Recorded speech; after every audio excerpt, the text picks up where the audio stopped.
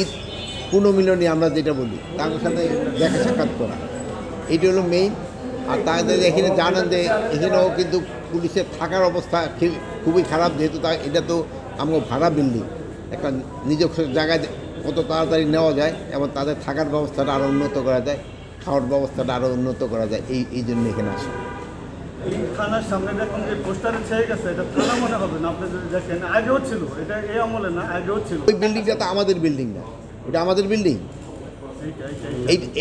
ওইটা আমাদের, এটা আমাদের, এটাও আবার কিন্তু ভাড়া বিল্ডিং। এখন হলো ভাড়াটা যেসব থাকতে হয় সেজন্য মালিকের অনেক কথা শুনতে হয়। আপনারা তো আছেন, অনেকে ভাড়ায় থাকেন না, ওই মালিক দেখো যে আপনাকে রাত 11টার সময় বলে যে এরপর আর বাসায় ঢুকতে দেবো না, দরজা বদলতে। এখনও এইরকম আমাদের একই অবস্থা, যেহেতু ভাড়াটা বিল্ডিং এই জন্য পোস্টার এই করে অনেক ঝামেলা হয়। যে সময় আমরা নিজস্ব বিল্ডিংয়ে চলে যাবো, আল্লাহ দিলে এই সমস্যাগুলি থাকবে না। একটু সংস্কারের কথা যদি সুনিশ্চিত বলতে পারতেন যে পুলিশের কী ধরনের সংস্কার আশা করতে পারে? পুলিশের সংস্কারটা একটা কন্টিনিউয়াস হচ্ছে। আমরা দেখুন এই কিছুদিনের ভিতরেই আমরা এখানে পাইলট একটা প্রজেক্ট নেওয়া হয়েছে। আপনারা সবসময় বললেন জিডি এবং ওই এই মামলা পুলিশ নিতে চায় না, এই জন্য এটা অনলাইনেই দিতে পারবে।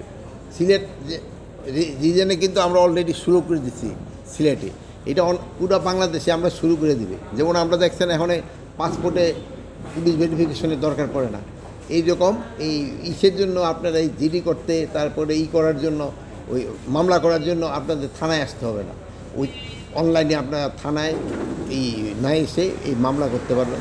প্লাস আপনার ওই যে আগে আপনার বলেন যে রিমান্ডে নিয়ে যদি জিজ্ঞাসাবাদ করার জন্য আমরা কাচের মতো ঘর করে দেব, যেমন অন্যেরও দেখতে পারবে যে তার সাথে কীরকম কোনো খারাপ আচরণ করা হচ্ছে না, এইসবগুলো করা হচ্ছে। অনেক অভিযোগ আছে, বন্ধ করার জন্য কিন্তু অনলাইনে করা হচ্ছে।